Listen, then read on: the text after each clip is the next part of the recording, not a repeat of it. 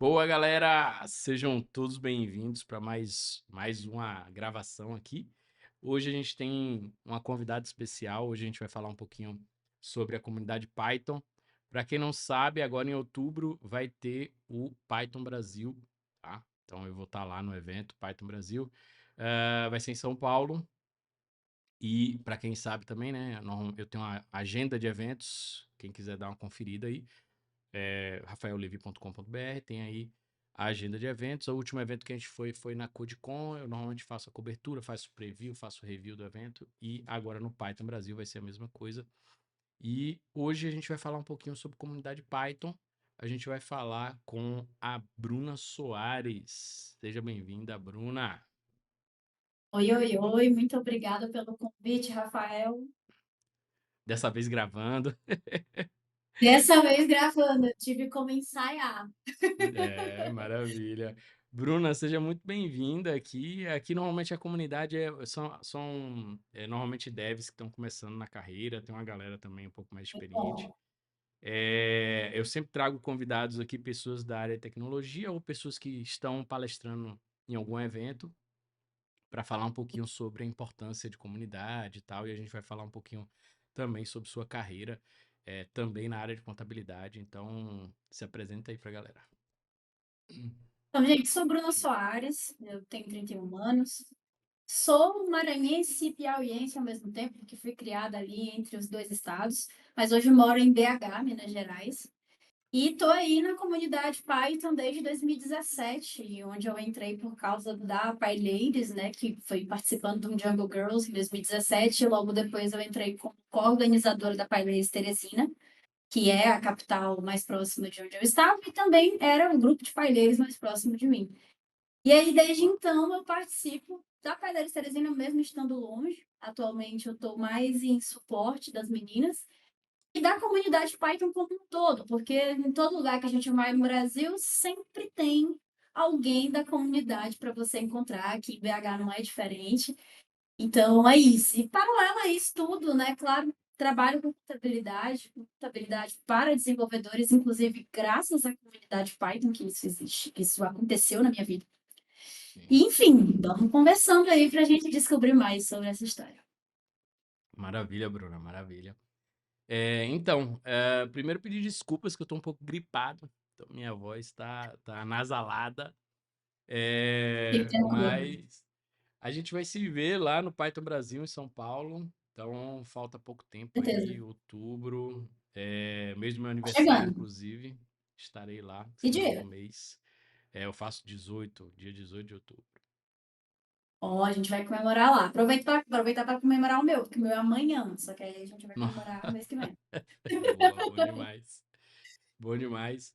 Galera, para quem não sabe, a Bruna Soares, ela é bacharel em Ciências Contábeis pela Universidade Federal, pós-graduada também na área de gestão financeira e ah, tem a própria empresa, né, de contabilidade. Ela trabalha na área de contabilidade e ela participa aí da comunidade PyLadies, como ela falou.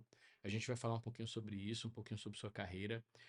Bruna, conta pra gente um pouquinho como é que foi esse início de carreira seu. Você sempre foi da área de contabilidade? Como é que você entrou na universidade, escolheu sua carreira, até chegar a esse ponto hoje de ter sua própria empresa e atuar prestando serviço na área de contabilidade? Cara, essa história é muito antiga, na verdade. Eu sou uma criança esquisita. Por quê? Porque eu fui uma criança que decidiu ser contadora com 7 anos de idade. Por quê? Maluquice da minha cabeça, porque, enfim, eu era apaixonada por tudo que meu pai fizesse. Meu pai já tinha sido contador, né? No caso, ele era contabilista na época, na Coca-Cola. E mesmo ele tendo deixado de trabalhar com contabilidade diretamente, ele ainda era empreendedor. Ele tinha um mercantil. E eu sempre via lá no mercantil dele as revistas da Conselho Regional de Contabilidade do Maranhão. Então, eu, Sim. criança, não tinha negócio de internet, eu lia aquela revista inteira. Nossa. Entendia alguma coisa? Claro que não. Mas o que caísse na minha mão, eu estava lendo. E aí, com isso, meu pai, ele tinha um sonho de ter um escritório de contabilidade. E eu era realmente filha mais nova, completamente apaixonada pelo pai, assim mesmo. E aí eu falava para minha mãe, tá? Eu vou abrir um escritório de contabilidade com meu pai. Eu fui crescendo, óbvio que durante esse período de crescimento a gente vai mudando muita ideia. Eu quis trabalhar exclusivamente com música, eu quis ser gastrônoma, eu quis tanta coisa aleatória, nunca uma profissão normal. Aí, quando eu fui fazer o pré-Cefet, né, que na época chamava Cefet, hoje é o Instituto Federal, Sim. eu estava em dúvida em fazer gastronomia e como segunda opção ia ser contabilidade, né, por influência do meu pai. E acabou o curso de gastronomia. Na época que eu fui entrar, eles pararam de ter o curso integrado ao médio e ficou lá. Não, beleza, então eu vou para contabilidade, que era a minha segunda opção. E o meu pai disse assim para mim: por que você não vai fazer desenvolvimento de software? Porque você gosta de mexer em computador. Essa área tá crescendo muito mais. E aí eu virei para ele e disse: eu gosto de mexer em computador porque eu gosto de ficar jogando Ragnarok. Não é porque eu gosto de mexer em computador. Boa. E aí é engraçado, porque no ano que eu entrei para contabilidade lá no IFP, que é Instituto Federal do Piauí, uma Sim. grande amiga minha, que também é da Paileiras Teresina, que é a Valesca, e uma outra amiga minha, também da Paileiras Teresina, que é a Gislaine Vanessa, as duas entraram para desenvolvimento de software no mesmo ano que eu entrei para contabilidade, lá no Instituto Federal. E aí a gente se conheceu lá nessa época e depois passou a trabalhar juntas na Paileiras, assim, muitos anos depois. E aí foi com 14 anos eu comecei a estudar contabilidade. É uma história realmente Nossa. muito antiga. Então, eu fiz o técnico de contabilidade, trabalhei, atuei na área financeira, né, como técnica em contabilidade. Logo que saí de lá, fui, né, naturalmente fui ali tentar fazer o curso superior. Na época, é muito engraçado, porque os meus pais, eles sempre falam para mim ir para outro canto. Meu pai, infelizmente, faleceu quando eu ainda estava na época do meu ensino médio, né, integrado. Não viu eu me formar nem em técnica, nem no superior. Mas eu também era musicista, né? Eu comecei a ser musicista com 13 anos. E, enfim, tive uma carreira também na música ao longo desse tempo. Aos 18, eu comecei a trabalhar com música. E a minha mãe, né, porque eu tinha 18 anos na época que eu passei no vestibular, minha mãe perguntou honestamente assim: minha filha, você tem certeza que você quer ir fazer ciências contábeis? Você não quer ir fazer música, não? Tipo, que nem o meu pai perguntou, nunca eles forçaram nada, mas eles fizeram sempre aquela coisa do: tem certeza que você está indo para isso porque você quer? Porque, assim, ciências contábeis não é uma coisa que as pessoas olham com prazer. Meu Deus, eu Uhum. sonho em Sim. fazer contabilidade. Ninguém tem isso, Eu imagino. sabe? Não é uma coisa, porque, assim, é muito burocrático. Só que na Sim. época que eu fui fazer o superior, como eu já tinha o técnico em contabilidade, eu já tinha uma visão totalmente diferente de mercado. E aí eu virei para minha mãe e disse: mãe, eu adoraria fazer música se fosse bacharelado, mas aqui, infelizmente, é só licenciatura e eu não gostaria de ir para a área de licenciatura, mas quem sabe no futuro. Mas por enquanto eu penso em fazer ciências contábeis, por quê? Porque eu sei que todo músico que está formando ali no licenciatura em Uhum. música vai precisar de um contador. E essa Boa. visão eu sempre tive de tipo, a minha profissão, a minha área, ela não é simplesmente útil, ela é realmente uma Uhum. ferramenta. E aí, por ter essa visão, claro, quem viveu a vida acadêmica sabe que a gente se desilude com nossa área inúmeras vezes dentro do processo de se formar. E na Sim. contabilidade, definitivamente não foi diferente. Eu me questionava muito. Eu fui questionada por professores se era realmente o meu lugar estar ali. E isso mexeu muito com a minha cabeça por muito tempo. Até que no final da formação, eu lidei com algumas matérias que voltadas mais para a área de gestão com contabilidade, que me abriram os horizontes de novo para esse sonho de ser uma profissão útil. Então, essa profissão é uma ferramenta que pode ajudar outras pessoas a terem melhores condições de trabalho enquanto empresários. E aí eu fui muito por essa perspectiva, tanto é que desde que eu saí da universidade, eu nunca fui concurseira, eu nunca olhei para a área pública, que é o normal da galera da contabilidade, com esse olho de, tipo, com o olho brilhando para ser funcionária pública, auditora, etc. Que eu acho massa pra caramba, eu acho uma entrega incrível. Dos meus amigos que são, eu acho super me orgulho. Mas eu não me via naquilo, porque eu via muito mais utilidade do meu trabalho enquanto contador e dos meus conhecimentos em estar envolvido em tantas áreas, em trazer essa perspectiva mais de empresariado mesmo. E aí eu me formei em 2018, eu já era da Paileires quando eu me formei.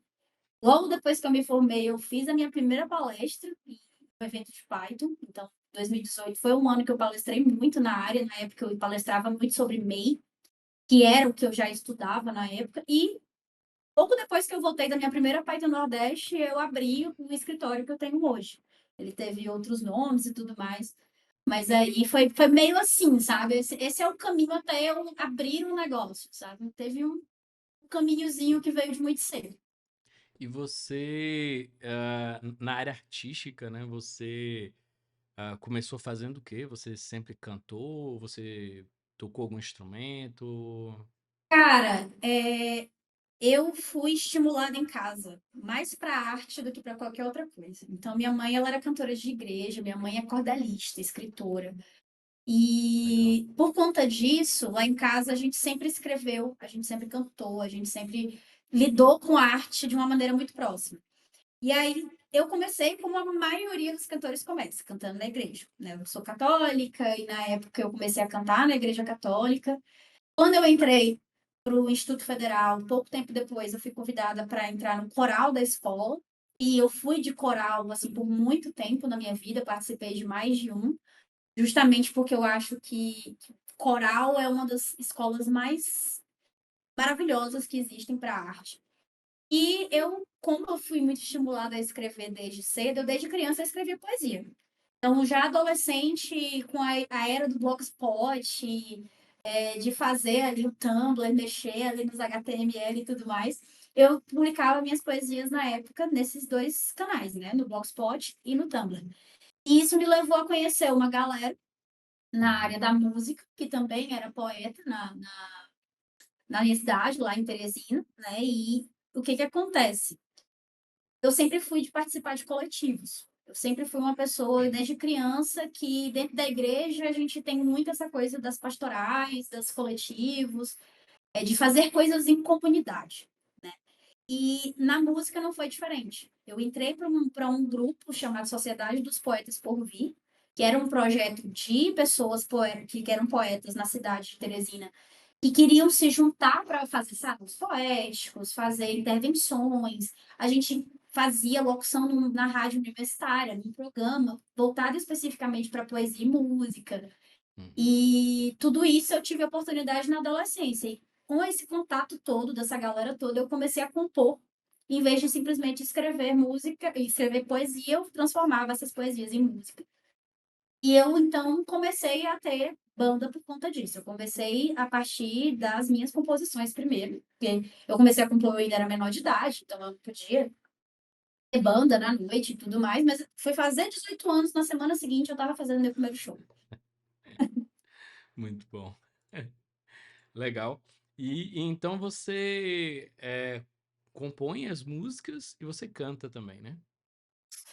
Eu trabalho tanto com composição como como intérprete, né? Fazer, cantar Uhum. música de outras pessoas, e fazer cover, né? Então, a maior parte da minha carreira na música, inclusive, foi mais com cover do que com autoral, por conta da questão de grana. Boa parte da minha vida profissional, principalmente no começo da minha empresa, foi sustentada pela música, sabe? Eu fiz o Nossa. caminho contrário. Normalmente, um É, músico trabalha num exatamente. trabalho formal para sustentar a música. Eu passei os 2 últimos anos da minha universidade, que eu não estava conseguindo uns estágios super bem remunerados, que às vezes, muitas vezes eram não remunerados, Uhum. e acabava para poder compensar isso, né? Óbvio, nunca me faltou nada em casa, mas a gente vai crescendo e eu comecei a trabalhar com Sim. 15 anos, então logo você vai criando aquela dependência de ter sua própria grana, né? E por conta disso, eu trabalhei muito tempo com música cover, né? Então, eu fiz cover de rock, eu fiz cover de reggae, de forró, de samba. Legal. Passei a maior parte da minha vida trabalhando com música eletrônica, e não como DJ, sim como cantora de música eletrônica. Então, tudo isso foi sendo ali ferramenta para eu conseguir investir na minha área de contabilidade. para eu conseguir, Sim. não, vou botar a cara para poder fazer um escritório de contabilidade acontecer. No começo, óbvio, teve muita ajuda da minha família, mas teve principalmente eu colocando a cara para trabalhar com outra área que não competia em horário. Então, eu trabalhava durante a semana com contabilidade, nos poucos clientes que eu estava conseguindo, e nos finais de semana com música, que era onde eu já tinha algum nome, onde eu já estava com alguma carreira consolidada na minha cidade. Então eu já, tipo, já conseguia ir fazer show nas cidades tipo, nos estados ao redor, nas cidades ao redor, muito pelo cover, porque as pessoas normalmente o consumo maior de música infelizmente na música popular, ela vem muito do cover, Sim. né? Tipo, e normal, longe de mim julgar isso, porque isso sustentou muita coisa na minha vida. Eu sou muito orgulhosa de ter vindo da cena cover. Só que eu comecei na cena autoral, então na cena de composição, na época que eu fiz a minha primeira banda, né, lá eu compuzia samba. E aí eu fui amadurecendo isso ao longo da minha vida, óbvio que dentro do processo de virar adulto, a gente vai deixando muita coisa de lado. E aí, quando eu mudei aqui para BH, foi que eu voltei a trabalhar com música e aqui eu decidi, não, aqui eu vou tentar trabalhar só com autoral. E eu vou tentar trabalhar com outra coisa que eu sempre quis, mas eu nunca consegui porque eu encarava isso 100% como trabalho. E aí não me dava oportunidade de fazer parte de coisas que não me dessem dinheiro, a verdade é essa. Uhum. E hoje que eu tenho o escritório mais consolidado, eu já consigo deixar a arte nesse espaço de poder respirar, sem precisar necessariamente me dar um retorno financeiro. E aí foi que eu comecei finalmente a trabalhar com metal, né? Que heavy metal é realmente a minha parada, apesar de eu gostar de tudo, eu ouço de tudo, gosto de verdade. Sabe aquela história assim, ah, a pessoa é eclética, que as pessoas, você vira para a Uhum. pessoa e diz assim, então ouve esse Sim. grindcore aqui e me diz se você é eclético. E a pessoa não ouve diz que é gritaria, eu sou a pessoa que ouve. Então é um negócio que realmente o meu range musical é muito grande, porque eu trabalhei com muita coisa e porque eu gosto. Só que eu queria muito trabalhar com heavy metal. Estou até aqui com a camisa da minha banda daqui. Eu tenho Show. duas bandas no momento. Eu tenho uma 100% online, que é a Lydia Project, que é um death metal melódico. E tenho a Old Albert's Funeral, que é daqui de BH, que é uma banda que já existia antes de eu vir para cá e que me convidou a entrar como vocalista deles ano passado, e nela eu estou fazendo composições também. Nas duas eu trabalho com composição, e aí agora eu estou compondo em inglês, compondo metal, é uma outra parada, totalmente diferente do que eu fazia lá no começo, e passar por isso é um desafio, viu? Vou dizer para você que é bastante desafiador. Nossa, legal. Inclusive, assim, eu sou da velha guarda, né? Dos programadores aí, galera old school. E você, como tem esse contato também com, talvez, com alguns programadores, você deve perceber, talvez, que a galera mais old school, ela tem, normalmente, né? Uma tendência a gostar muito de metal, de rock and roll e tal, né? Ah, eu É, inclusive comecei a conversar com muita gente da comunidade, mais por conta de música nos Pai Bar, sim, do que exatamente por conta de Python, sabe? Tipo, a gente ia pro Pai-Bai, e às vezes alguém chegava com uma camisa de banda e começava a conversar. Tem até o Diego do Cão, lá do Rio, que ele sim, faz música com Python, e a gente sim. começou a conversar sobre música justamente por conta disso.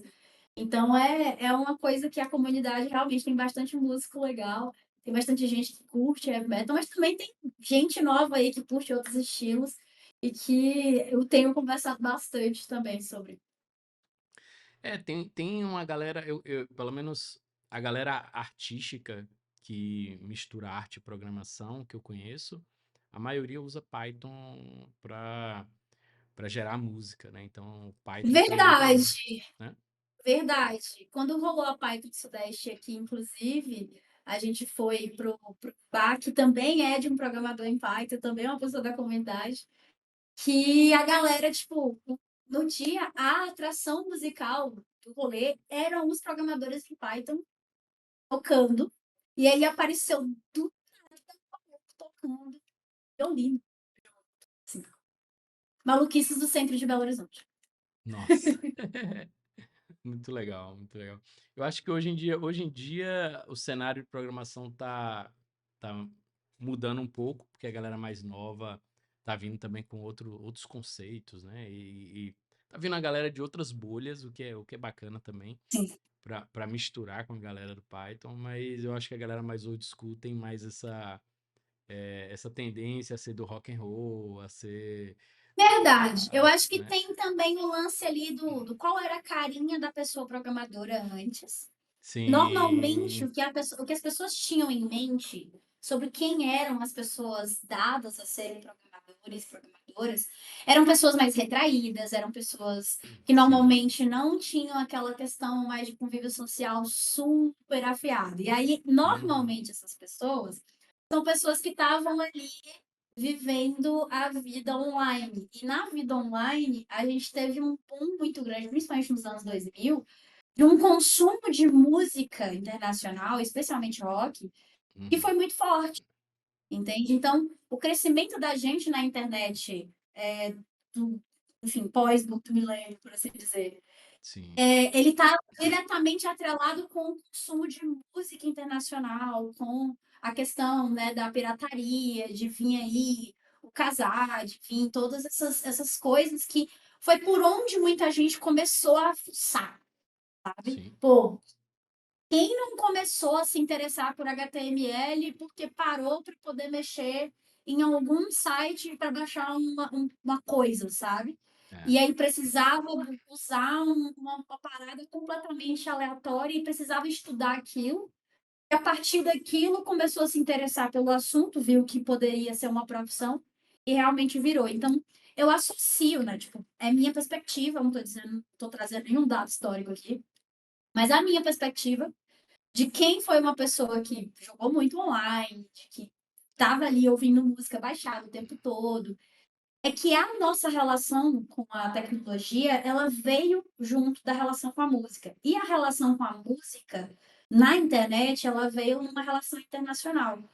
E aí veio o momento que você disse, poxa, agora eu posso ouvir todas aquelas bandas que começaram lá nos anos 80 e estão ativas até hoje, eu sim. vou baixar tudo deles e vou fazer raiva aqui pro baterista do Metallica que tá fazendo, tá entrando com processo contra a galera baixar a música. Bicho, é cada história doida. E aí por isso que eu digo que todas essas coisas é o efeito borboleta, né? Vai reverberando e chegando em comunidades específicas. Então eu acho que é muito por isso que a velha guarda da programação tem essa conexão também com heavy metal, com É, rock em geral. é isso mesmo. Você como cantora do estilo rock and roll, né? Dentro, uma categoria, uma subcategoria dentro do rock and roll, Sim, você vê que eu não sei como é que tá hoje, né? O cenário do rock and roll. Eu sou das antigas também, muito velha guarda, então sim. não acompanho mais as bandas novas. Você vê que tá entrando muito jovem no cenário do rock and roll. Como é que tá assim o rock? Eu Porque acho houve que. hou- houve Não, pode uma falar. preocupação da galera mais velha, inclusive, com a falta de pessoas novas, né, entrando no cenário do rock, né? Como é que você vê isso? Shows. Muito mesmo, sabe? Tipo, eu vou brincando em mais de 30 shows por ano, sabe? Tipo, show Sim. grande, show internacional, nacional, e grande maioria, assim, eu diria que 90% é metal. E os números que eu vejo de pessoas jovens em muito show de metal me diz que definitivamente a cena continua se renovando. Aqui Sim. em BH, inclusive, tem muita banda de gente com 20 e poucos anos, sabe? Tocando heavy metal, tocando thrash, tocando outros estilos. Óbvio, é uma percepção de bolha, sem Uhum. dúvida, mas é uma bolha grande. E, claro, hoje a gente vê como música popular outras coisas. O Uhum. rock, principalmente o rock nacional, assim, o rock mais, vou dizer, mais comercial, mais palatável, ele ficou muito parado nos anos 80 e 90. Sim. Quando vem os anos 2000, ele tem uma dificuldade muito grande de se renovar e de se manter. Apesar de que existe muita banda de indie rock de qualidades absurdas aqui no Brasil. Eu, como musicista, estou inserida numa bolha, então eu tenho que reconhecer que também tem esse ponto. mas eu continuo vendo as coisas acontecer, eu continuo vendo gente nova chegando, eu continuo vendo bandas novas chegando. Eu continuo vendo bandas de pessoas antigas que se juntam com pessoas novas para poder fazer coisa nova. E não só aqui no Uhum. Brasil, lá fora está sendo muito proeminente. A internet, a tecnologia como um todo, ela deu uma mãozona para a gente conseguir colocar isso no mundo, né, com mais facilidade do que antigamente. Ao mesmo tempo que ela também tirou muita coisa da gente, porque se eu for entrar aqui no debate sobre a regulamentação dos streamings, especialmente o streaming de música, e o Boa. quanto eles tiram do artista para poder faturar sozinhos, entraria num viés aqui Sim, que é um lance que a própria comunidade Python bate muito na tecla do lance do software livre, da comunidade que compartilha. A sim. música ela é uma coisa comunitária, compartilhável. As comunidades de música hoje elas tentam sobreviver como as comunidades de tecnologia têm feito há um tempo já. E agora tá todo mundo meio que acordando para essa dependência que foi criada dos streamings de música, que é uma coisa que na comunidade Python se fala há muito tempo sobre a dependência dos softwares pagos por essas grandes corporações, as big Sim. techs que a gente tanto conhece. Então, como eu estou inserida nos dois contextos, eu consigo verificar o tanto que essas duas coisas conversam entre si e como um pode ser exemplo para outro.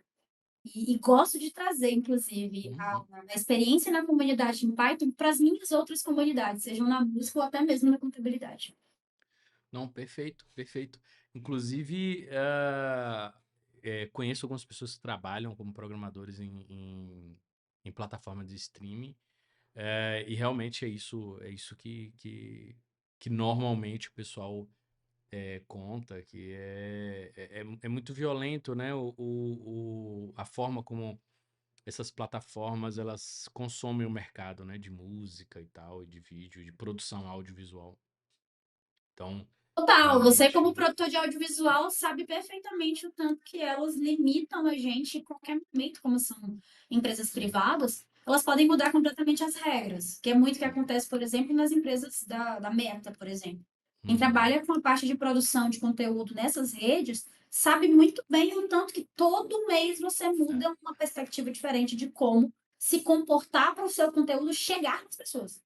é, Não é nem para fazer sucesso, é para chegar, sabe? exatamente. Então, esses debates que antes eu via que já aconteciam na nossa comunidade de tecnologia como um todo, eles começaram a reverberar um pouco mais na vida de outras áreas profissionais.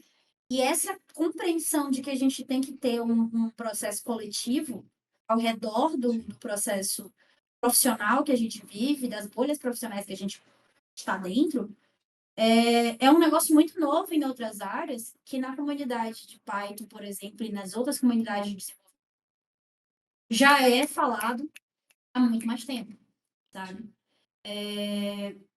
É uma doideira, assim, porque olhando de fora e estando dentro de comunidade que já se comporta assim há muitos anos, eu vejo tanto que as outras comunidades que eu participo estão engatinhando para conseguir fazer isso acontecer também.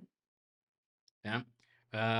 Eu acho interessante porque, principalmente para quem está começando na área de desenvolvimento de software, eu bato muito nessa tecla, né? E a maioria dos convidados que vem aqui fala muito também, que é trazer o programador jovem, a pessoa que está começando na área, para entender o mercado, né, ao qual ela se insere.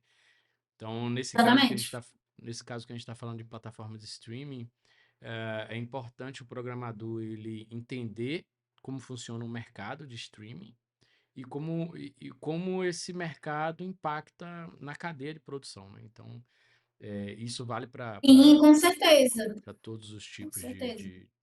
de mercados, né?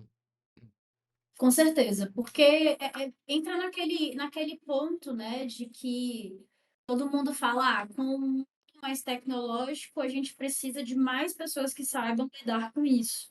E aí Uhum. fala-se, por isso que hoje programação em muita escola está sendo ensinada desde cedo.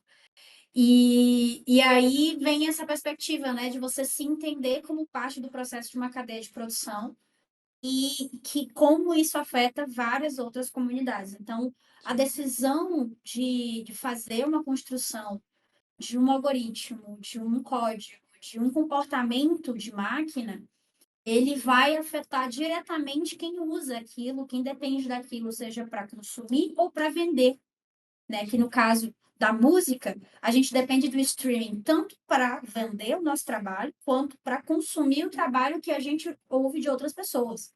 Uhum. E isso tudo vai gerando uma relação de dependência muito forte. Você precisa estar no Spotify para você ser alguém. Se você estiver só Uhum. no Bandcamp, as pessoas não vão lá ouvir você, ponto. Se você estiver só no YouTube, sendo que antes do YouTube era o grande boom, né? Quando vem o Spotify como o maior de todos, vai lá Sim. e consome muito dessa hegemonia ali.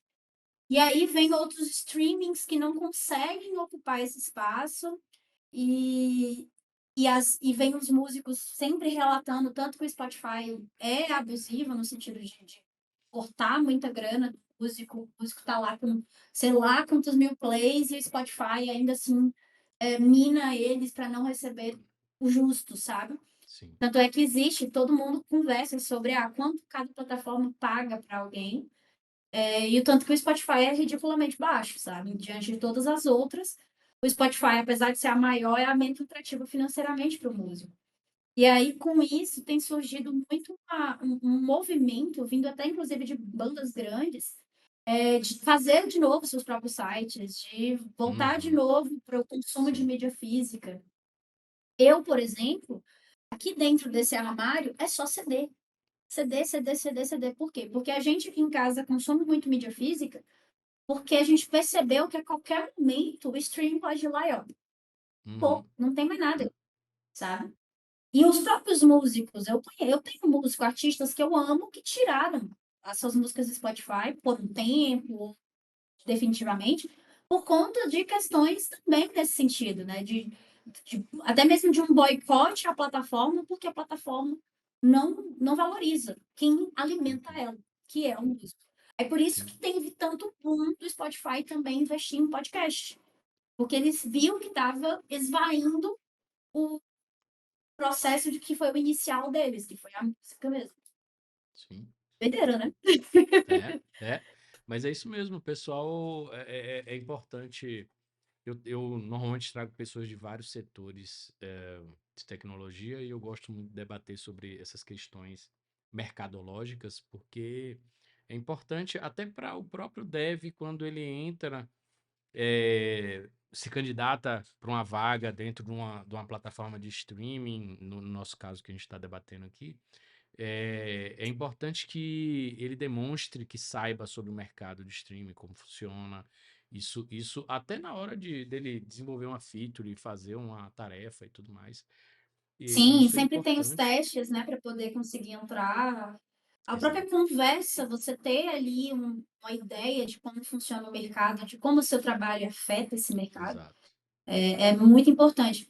Antes a gente tinha a ideia do dev ali afastado, menino da Uhum, TI. Começa que exatamente. pensava aí no contexto masculino apenas. Hoje a Uhum, gente tem a ideia da pessoa desenvolvedora para poder tirar essa ideia de que desenvolvedor é exato, só homem. E exatamente. aí, mas antes tinha, tipo, aquela coisa da TI. Uhum, Aquela pessoa isolada que só aparecia para consertar o seu computador. Muitas vezes era só você apertando o botão errado. E aí, isso foi mudando ao longo do tempo. Primeiro, a gente foi, mesmo que ainda esteja, é um processo que é todo evento da comunidade Python, a gente comemora quanto mais mulher uhum, tem, quanto mais pessoas pretas isso. têm, mais pessoas não brancas em geral tem, quanto mais pessoas da comunidade LGBTQIA+. Enfim, justamente porque a gente está todo dia tentando quebrar um pouco desse paradigma, dessa imagem do Sim. que é a pessoa deve, né? E isso tudo, né, vai juntando ali essa ideia de que você não é mais aquela pessoa afastada, Uhum, sabe? Você precisa estar dentro do contexto, entender esses contextos do que é as áreas que eu pretendo atuar. É muito importante ouvir quem consome aquilo, é muito importante. Porque quando você chega com a dor de quem consome, pronto para criar algo. Óbvio que dentro das possibilidades da sua área, porque, enfim, ninguém chega em nenhuma instituição dizendo, ah, vamos fazer isso, vamos fazer aquilo. A não ser que você já chegue numa posição de liderança, que a gente sabe que não é bem o caso para muita gente que está entrando no mercado. Pois é. E eu queria saber de você, você como contadora, você faz a contabilidade de muitos devs? Você tem devs no seu Hoje portfólio é o de... meu maior público. Ah, que Hoje legal. não, desde sempre, na verdade. Desde que eu abri a minha empresa, um dos primeiros CNPJs que eu abri na minha vida foi para desenvolvedor. E isso, né, tipo, foi se acumulando ao longo do tempo. As pessoas que eu fui conhecendo na comunidade já tinham essa referência, ah, você é contador, trabalha com imposto de renda, do imposto de renda acabava vendo oportunidade para poder abrir uma empresa. E com isso, hoje eu diria que, tá, hoje o percentual é menor, porque já, tipo, aumentou muito também o outro lado, assim, mas eu diria que uns 40% da minha empresa é desenvolvedores. Nossa, que legal. Então, E, é um público bem forte, tanto para assessoria mensal, né? Então, tipo, empresas de desenvolvimento de fato, quanto a galera que é para imposto de renda ou vem com sim, alguma demanda mais específica, como, por exemplo, eu trabalho muito com desenvolvedor que é CLT em empresas que pagam stock options, que é muito comum, e eles sim. me procuram muito, por exemplo, vou vender minhas stocks, preciso entender como é que é o processo de tributação, preciso Uhum, entender quais regras eu vou seguir, porque eu trabalho também com a parte de tributação para investimentos, né? Então, muito procurada essa demanda, inclusive, para a galera que já está assim, no nível sênior, sim. pleno, que está trampando para essas empresas, sejam brasileiras ou de fora, que trabalham com esse modelo de remuneração também, né? Que é as RSUs, o Stock Option. Então, Uhum, tem uma gama de serviços que a contabilidade consegue atender para quem é, tipo, desenvolvedor e vive, mesmo, falando especificamente das demandas específicas de quem é desenvolvedor, né? Que muitas vezes é a pessoa que presta serviço para fora, a pessoa que recebeu uma proposta CLT e PJ para ver qual que é que vale mais a pena, uhum. a pessoa que é CLT, mas recebe esse tipo de remuneração que vem na forma de ações. Então, essas coisas todas, elas acabam gerando demandas diversas. A contabilidade, ela não está ali só para abrir uma empresa, né? Ela está para atender uma gama de processos que estão ao redor do comportamento do mercado hoje, para quem é desenvolvedor. Inclusive, pelo menos a minha percepção, né, das pessoas que estão próximas de mim, é que é um tema muito difícil para a gente, né, que é da área de dev e desenvolvimento. Eu acho que a gente acaba negligenciando em muitos pontos a contabilidade em si, né? Eu mesmo conheço vários desenvolvedores que, tipo, abriram um MEI ou abriram uma microempresa e foram deixando a contabilidade estourar, entendeu? Então, Acontece muito de vir para mim a galera que vem da contabilidade digital, né? Eu preciso abrir um CNPJ para sim, ontem. Eu vou lá naquela empresa de contabilidade digital, faço, mantenho ali por um uhum, preço baixinho, mas eu não faço ideia do que está acontecendo no meu negócio. sim, Acontece muito. Já peguei muita gente vindo desse cenário. é. Isso é uma loucura. Inclusive, eu fiz perguntas pra galera que me acompanha e a galera mandou algumas dúvidas aqui que daqui a pouco eu vou lhe fazer para Vamos você começar. Espero eu que eu tenha ajudar. capacidade de responder tudo assim, ó. E tem dúvida que eu vou virar e dizer assim, tá, passa meu telefone para ele ou para ela, Rafael, porque Boa, eu vou boa, precisar fazer uma consultoria para essa pessoa. Mas boa. vamos ver as perguntas depois. Antes da gente entrar nas perguntas, eu queria saber de você o seguinte: dentro dentro do mundo da contabilidade, né, existem algumas ferramentas que provavelmente você usa, alguns softwares que não só você, como qualquer pessoa que tem ah, ou tem um CNPJ, precisa fazer lançamento de nota, precisa fazer declaração, ou quem é pessoa física também precisa também fazer declarações, né?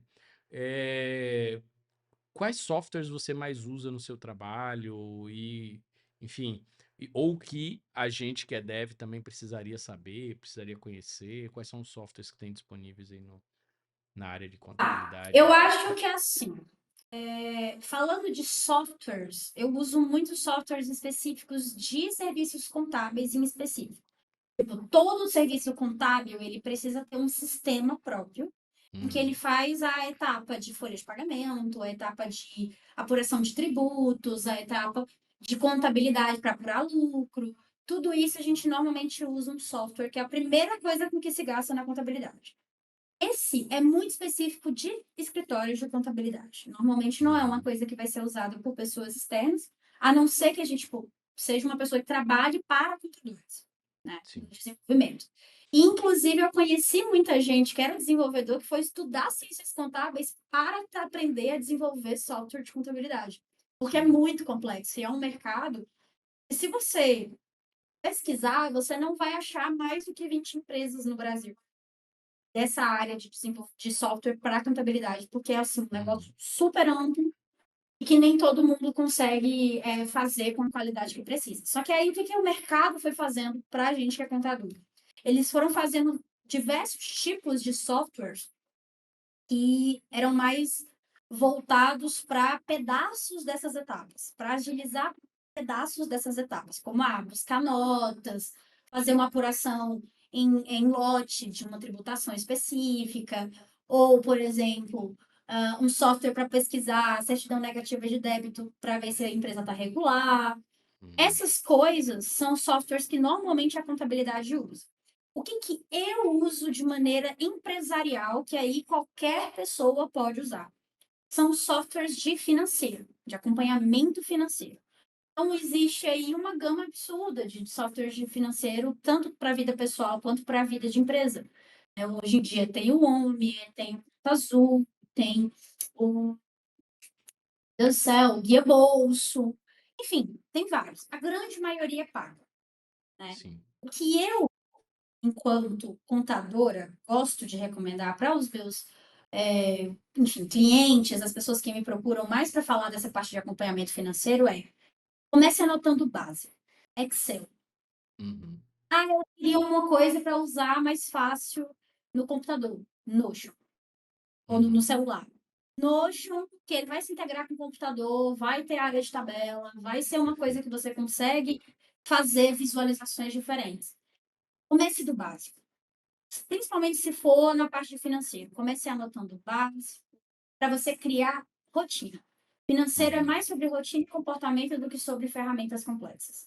Depois, com essas informações anotadas, é que você vai começar a visualizar coisas. Agora eu vou categorizar, agora eu vou ver quantos por cento está indo para X coisa, quantos por cento está indo para Y coisa. Agora eu vou ver o que é cartão de crédito, o que é débito. Eu acho que Uhum. quando a gente fala de sistemas, na contabilidade, tem um ponto muito importante aqui no processo da contabilidade, principalmente para empresas. A contabilidade ela é uma obrigação, ela não é uma opção para quem é de microempresa para frente. Então, de qualquer forma, aquela pessoa vai ter que ter contabilidade. E aí, isso acaba fazendo com que aquela pessoa ela trate aquilo como uma obrigação e pronto, acabou. Então, ela ignora todo o resto, ela passa para o contador que ela contratou e pronto. E que eu tento aqui, na minha perspectiva, né, para trazer para o meu cliente um visual melhor do que é o trabalho, né, que a gente está fazendo aqui dentro. A gente, primeiro, a comunicação com o cliente, ela é essencial, então seria o ponto de ter ali redes de comunicação efetivas, não apenas WhatsApp, e-mail, mas tentar trazer outras tecnologias para comunicar com as pessoas. O envio dessas documentações, que, enfim, é uma documentação importante, fiscal, delicada, então tem que ter todo um cuidado de armazenamento, tem que ter todo um cuidado de autenticação de dois fatores para não permitir que seja fácil de invadir dados. Tem que ter toda uma noção de segurança, né, de dados na internet, principalmente agora que a gente trabalha com praticamente tudo em nuvem. Então, acesso do cliente, hoje aqui eu trabalho Sim. para me comunicar com o cliente através de Drive, sabe? Para poder, tipo, uma coisa que eu dou de dica para todo mundo que tem vida financeira que quer passar até alguém para ajudar você, ou na parte de burocracias com contabilidade, e, enfim, outras áreas, ou na parte de financeiro também com serviços contábeis, que às vezes eu, por exemplo, presto serviço de consultoria financeira também. Nesses pontos, o que que você pode fazer? Você tem que ter de maneira segura, mas de maneira acessível para que você consiga compartilhar essas informações com outras pessoas de maneira fácil e segura. Eu recomendo sempre em nuvem, obviamente, que com Uhum. todas as seguranças que você puder colocar, você ter esses documentos em nuvem e tudo mais. Então, assim, ferramentas, eu diria que elas são de literalmente ferramentas. É sobre aquela que vai ser a mais adequada para você. O que eu penso é, se você quer ter uma ferramenta para mexer principalmente com sua vida financeira, que é muito o ponto que fazem as pessoas buscarem nossos serviços, é usar as ferramentas que forem mais simples para você anotar e ter Uhum. dados. Ah, eu prefiro anotar no computador? Excel. Sim. Prefiro anotar no celular, mas eu não quero pegar alguma coisa paga. Notion. Sabe? Uhum. Tipo, hoje em dia, Google Sheets também tá aí com visual Sim. disponível para celular. Acho bem ruim, mas tá aí também, para quem prefere. Mas eu digo, comecem do básico, comecem do simples.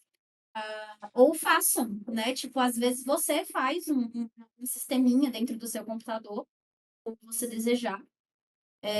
Meu marido aqui, por exemplo, ele usa o terminal para calcular as coisas, sabe? Tipo, ele vai pro terminal porque para ele é mais prático pensar em números no terminal rodando do que eu prefiro, né? Que é escrevendo no Excel, botando fórmulas, etc.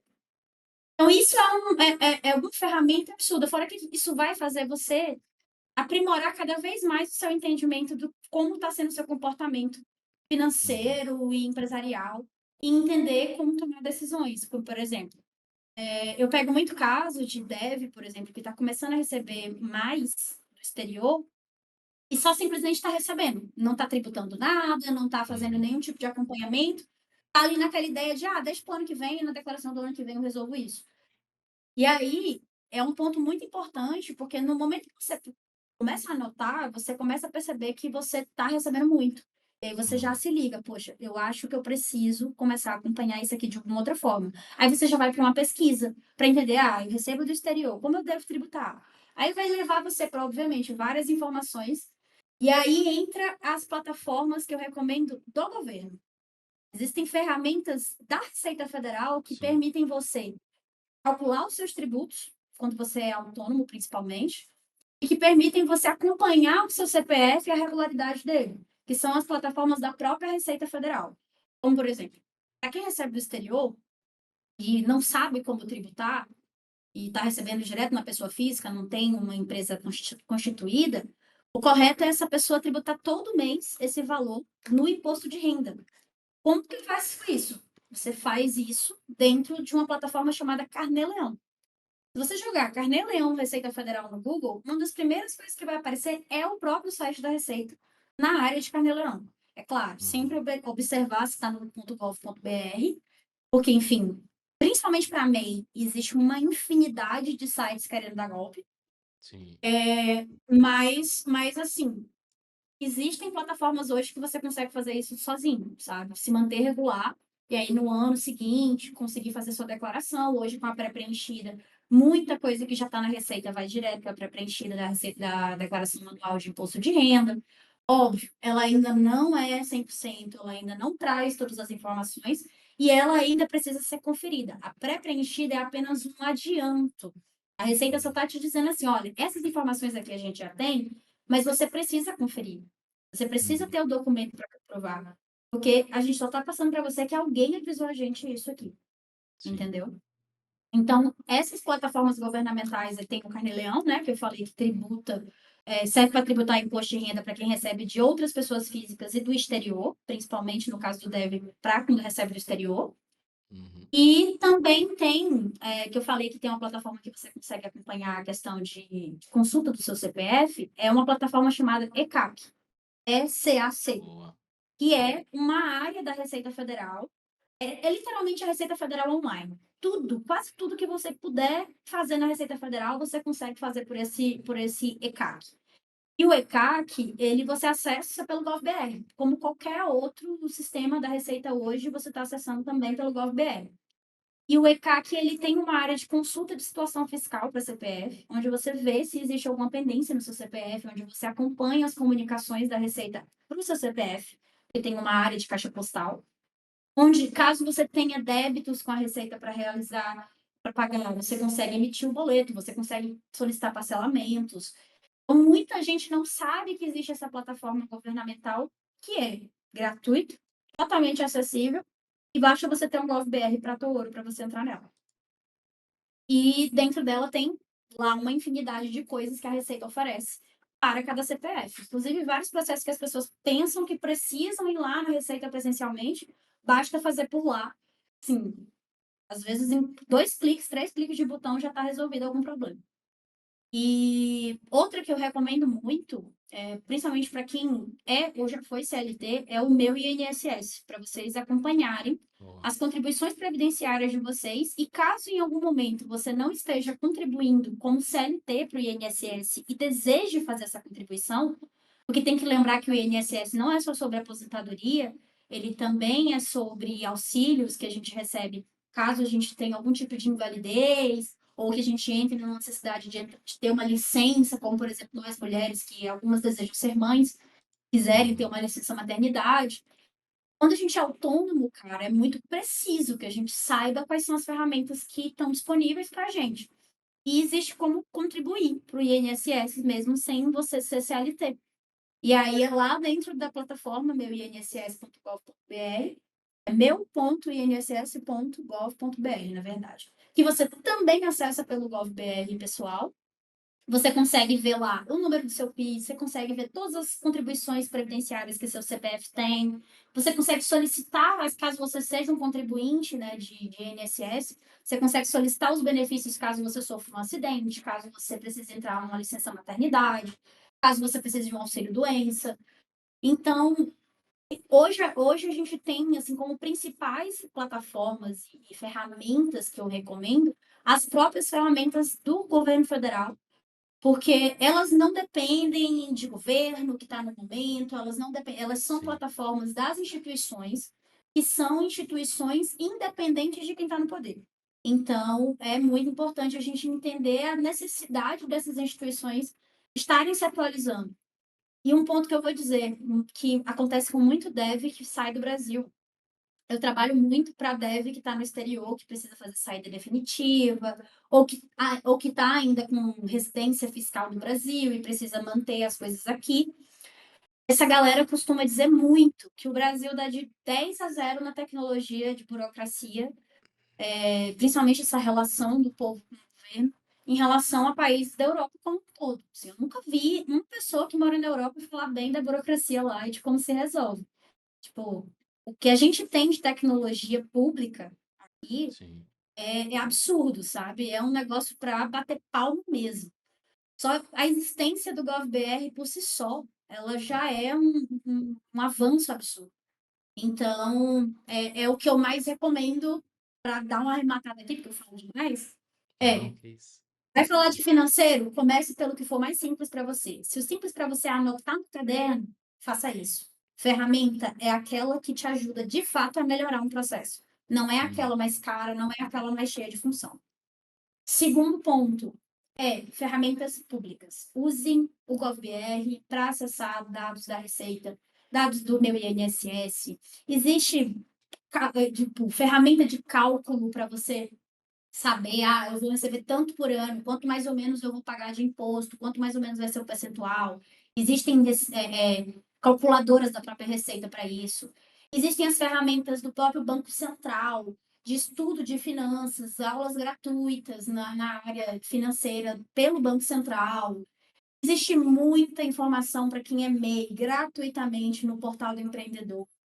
É muito, muito importante vocês sempre acessarem plataformas governamentais, porque lá tem um monte de coisa que pode ser direito seu e você não sabe, porque não, infelizmente não é uma coisa publicada no nível que Sim. deveria ser, né? Uhum. Ou muitas vezes também eu vejo que as pessoas, por exemplo, não seguem a Receita, não seguem essas plataformas das instituições, né? Que eu acho muito importante a gente sempre estar ligada com essas plataformas, porque é nelas que eles estão se comunicando com a gente.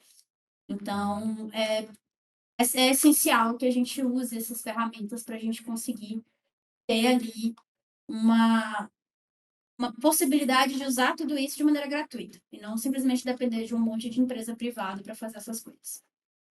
perfeito.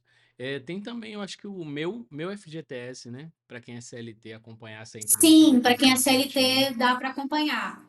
O meu FGTS é pela Caixa Econômica, né? Porque Uhum, tem que lembrar que o FGTS, a Caixa ela é um banco público, mas uhum, ela tem também fundo privado. E aí você, tipo, o regime do FGTS é controlado totalmente pela Caixa, né?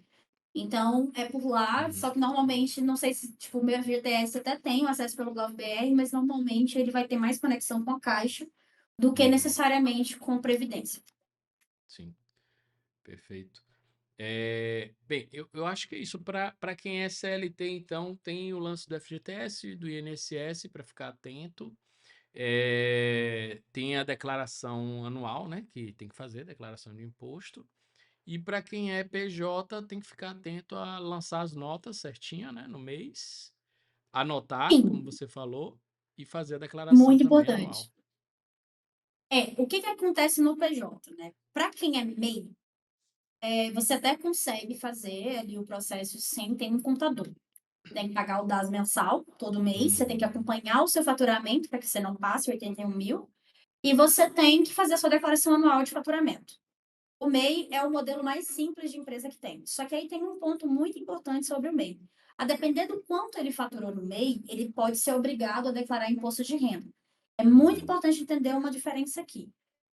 Ser MEI, só por ser MEI, você não está obrigado a declarar imposto de renda.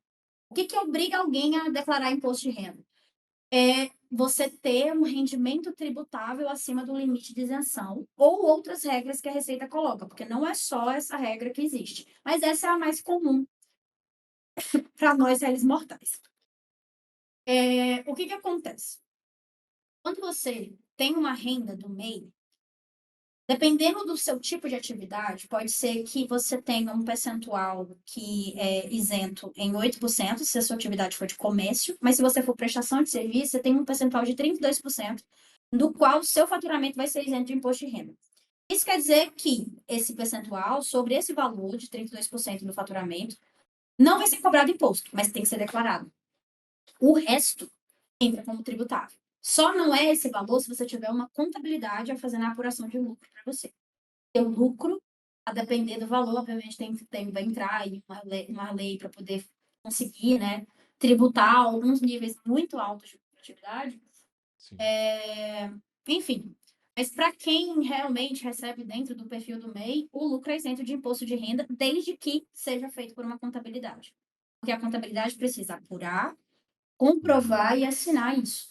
Então, essa segurança é muito importante. Para quem é CNPJ-ME, né, que está ali realmente já como distribuidor, ou ME, ou empresa de pequeno porte, né, que é a EPP, essa pessoa precisa ter contabilidade. Por quê? Porque ela vai fazer as notas dela, beleza. Mas ela vai ter que pagar os tributos sobre as notas delas todo mês. Ela vai ter que fazer a folha de pagamento do prolabore dela, que é o salário de empresário, todo mês. E assim fazer o recolhimento do INSS e do imposto de renda sobre esse salário de empresário. Ela vai ter que entregar declarações periódicas, anuais, para a prefeitura, para a uhum, Receita Federal. O Estado normalmente não entra na jogada para quem é prestador de serviço. Está vindo reforma tributária, então está vindo mudanças relativas a quem é prestador de serviço, porque vai vir toda uma relação aí de consumo de crédito entre empresas, então empresas do Simples Nacional que forem trabalhar para outras empresas, às vezes não vão conseguir fechar o negócio por conta dessa relação de crédito. Então, vai ter que ter uma análise desse crédito muito grande aí na parte da reforma, que vai entrar em vigor aos poucos, não é uma coisa de uma vez, as regras da reforma tributária, inclusive, elas acabaram de virar lei. Então, eu, por exemplo, ainda estou estudando reforma tributária de tanta coisa que é. Mas, enfim, a intenção aqui não é botar medo, é uhum, realmente mostrar que quando você deu um passo de crescimento maior, que é você já ter uma microempresa ou uma empresa de pequeno porte, você precisa ter pessoas ao seu lado caminhando com você para lidar com processos burocráticos que vão baratear enormemente a sua vida. Tanto porque você vai ter menos dor de cabeça com uma coisa que não é sua expertise, porque eu, honestamente, se eu quiser programar alguma coisa, eu vou pedir para alguém fazer para mim, sabe? Porque não é minha expertise. E também porque, quando você acha um bom profissional, esse bom profissional vai desenhar cenários para você. Ele não vai simplesmente dizer "É isso aqui, pronto, acabou". Ele vai pegar a sua situação e ver quais são as possibilidades, e dentro dessas possibilidades, onde estão as oportunidades para você pagar menos imposto, para você ter uma boa contribuição de INSS sem ser abusivo, Uhum. para você realmente conseguir ter uma estrutura que te dê segurança de que está tudo sendo feito certo, e também que você está tendo as melhores oportunidades financeiramente falando. Então, é um passo que eu digo, não tem como eu dizer o que fazer para quem é microempresa, porque é muita coisa, e de Uhum. fato é um caminho que não pode ser trilhado sozinho. Perfeito, perfeito. É importante a galera que é dev, que está começando aí a carreira, ter noção disso, porque eu vejo muita gente se embolar muito, né, com Receita Federal e tal, e isso pode falir o cara, né, pode falir a pessoa pode acabar devendo muito e quando você deve a Receita Tendo Federal, condições, né? E a é Receita não tem esse crítico. negócio de parcelar mais sem juros não, viu. Juros por cima Exato. de juros, eu nunca vi um negócio tão caro. Mas existem formas, pelo menos, né, de parcelar e Sim, muitas sim. vezes, enfim. A Receita, ela coloca possibilidades. O que que é mais complexo? Prefeitura, se você vê esses órgãos mais próximos, assim, Uhum. eles normalmente têm condições menos facilitadas para você quitar. Então, o certo é ficar regular. Estando regular, acompanhado, realmente vai ser o negócio. Começou a ganhar dinheiro? Não deixa para depois procurar como fazer com isso, sabe? É o que eu Passou do sempre limite do digo. MEI, já corre atrás o mais rápido possível, né? E eu digo até dentro do MEI, viu? Sim. Eu não digo, né, tipo, não deixa rolar só o MEI, não, porque muita gente deixa rolar no MEI e quando vai para imposto de renda da pessoa física, paga uma Uhum. bolada porque não teve nenhum tipo de orientação, Perfeito. sabe? Então, o que eu digo é, você começou a ter uma vida profissional e você, no CLT, é muito mais anual, né? Porque você vai só Uhum. na declaração de imposto de renda, porque ao longo do tempo, a empresa para a qual você está trabalhando já está recolhendo seus impostos.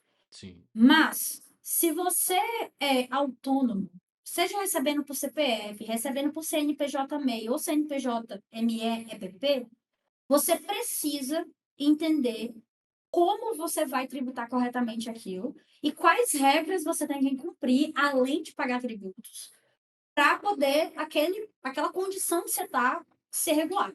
Você está de boas e não ter nenhum problema com nenhum órgão. E aí, para isso, cara, hoje existe muita informação no site da Receita Federal sobre essas demandas. Na dúvida, procurem contabilidade, procurem Sim. pessoas da área de contabilidade que possam conversar de fato com vocês sobre o negócio, sobre a situação de vocês.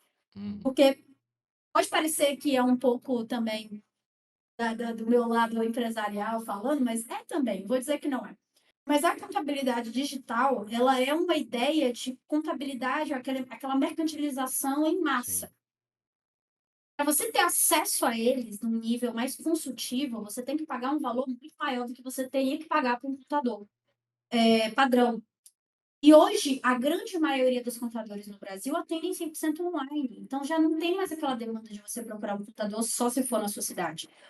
Hoje mesmo, assim, tipo, meu maior público está em São Paulo. Minha empresa é em Sim. BH. Meus dois maiores públicos é São Paulo e Rio.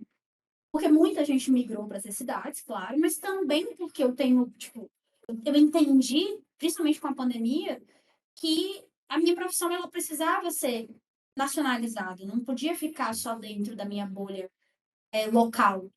E com isso, do mesmo jeito que o desenvolvimento hoje você consegue prestar de qualquer lugar do mundo, a contabilidade também. Então, achar um contador que possa te atender com qualidade, que vai acompanhar de fato o seu negócio, o seu processo, sua demanda, é muito mais tranquilo, sem que você precise sair de casa. Perfeito. Boa. Então, Bruna, uma dúvida que eu tenho e que eu queria ver com você é a seguinte. Então, para eu tentar resumir aqui para a galera que está nos assistindo.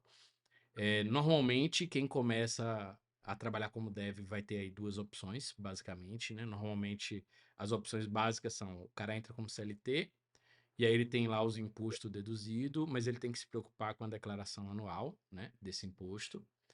E aí é sempre bom, obviamente, como você falou, ele anotar o financeiro dele, para ele poder saber o que é que ele pode deduzir de imposto. Então, gastos com coisas médicas, e tem outras coisas assim talvez Educação. educação, perfeito, ele pode deduzir depois e, então anotar é sempre bom. Ou ele entra como Anotar e PJ. guardar todos os documentos, né? Sim, Tem que lembrar sim, disso também. Não adianta só anotar, não. Tem que ter tudo guardado. Drive para que te quer. perfeito. Google Drive, Google Drive para dentro. Ou o dev entra como PJ, e aí, inclusive, a gente vai entrar daqui a pouco nas perguntas, e uma das perguntas, inclusive, é meio polêmica por conta disso, né? É, o lance do cara ser PJ, normalmente o dev começa como MEI. E aí tem várias questões relacionadas ao dev ser MEI, né? Primeiro que não Que são, pode, né? exatamente, que são problemáticas. Primeiro é que não existe o KNAI, né? Ela não existe o código para, ou Não, seja, a profissão, a prestação de serviço de desenvolvimento de software não tem como MEI, né? Ou seja, não é possível não. legalmente prestar serviço como MEI. Existem algumas Exato. pessoas que normalmente tentam quebrar essa regra, colocando ali consertar computador, né? Reparos em computadores ou algum serviço similar. Editor de dados, longe de mim, Receita Federal, está Sim. dizendo quais são as atividades. Mas tem gente aí, né, que usa instrutor de É. informática. Eu Uhum. nunca fiz isso. Sou Eu nem já, prof. já vi casos de pessoas que faziam isso aí, Me mas contaram, me contaram. me contaram anonimamente, então não dá para saber exatamente quem foi. Mas eu sei que tem casos aí. Então, o lance é esse, né? Então, tipo, ou ele começa como MEI e aí ele vai prestar o serviço dele, preocupado aí com o lance dos 81 mil, que é o limite que você falou. Então, eu acho que o dev tem que ter mais cuidado, 80 mil por mês, 80 mil por ano dá quanto no mês? Deixa eu Vamos ver lá, aqui. deixa eu explicar um pouquinho sobre essa regra com um Como é que pouco mais de funciona detalhes, se me isso? permite. Uhum, manda aí. 81 mil por ano é 6.750 mês. Boa. Então, um bom salário, viu? Para junho, Sim. bom salário. Sim, sim, sim. Mas, o que que acontece? Esse limite de 81 mil, ele só é válido para a empresa que está aberta desde janeiro. Então, se, digamos, uma pessoa abriu a empresa MEI, agora em setembro, ela não tem 81 mil disponível nesse primeiro ano. Ela vai ter Nossa. o É proporcional proporcional? à quantidade de meses. Ela vai ter Hum, 6.750 vezes 4 meses, que é de setembro a dezembro.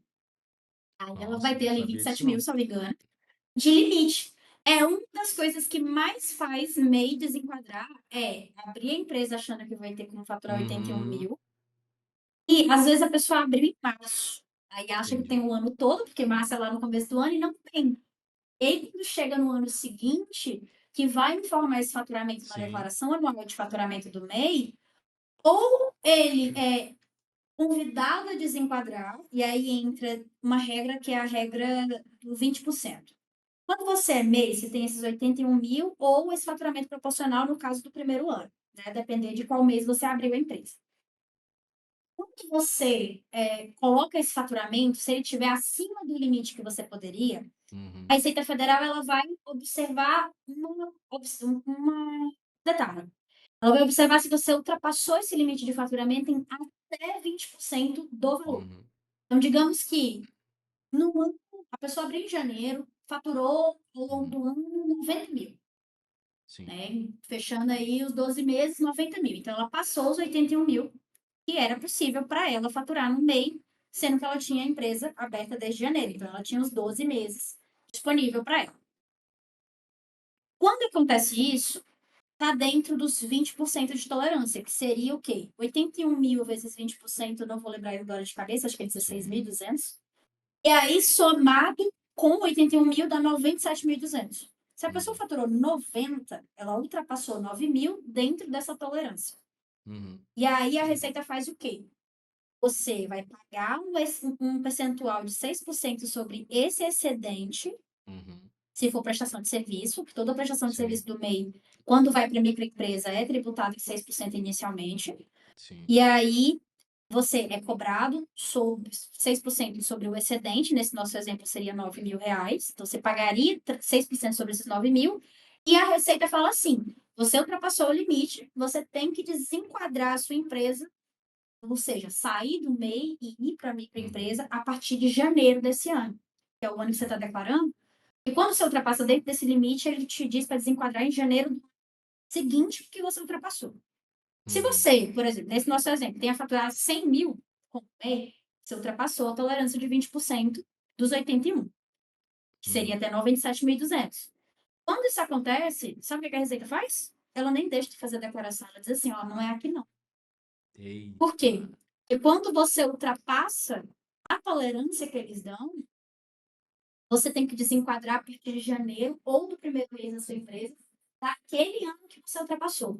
Ah, mas eu só ultrapassei esse valor lá em outubro. A Receita não importa. Já paga a Você multa vai em cima. desenquadrar desde janeiro do ano atrás. E aí, o que você vai ter? Você vai ter desde aquele primeiro mês daquele ano para Sim. tributar mensalmente, para entregar todas as declarações obrigatórias para a microempresa normal. E aí você vai ter uma bolada para pagar de multa, você vai ter uma bolada para pagar de juros, da própria tributação, que seria ali no mínimo 6% em cima de todo o recebimento que você teve no mês. Sim.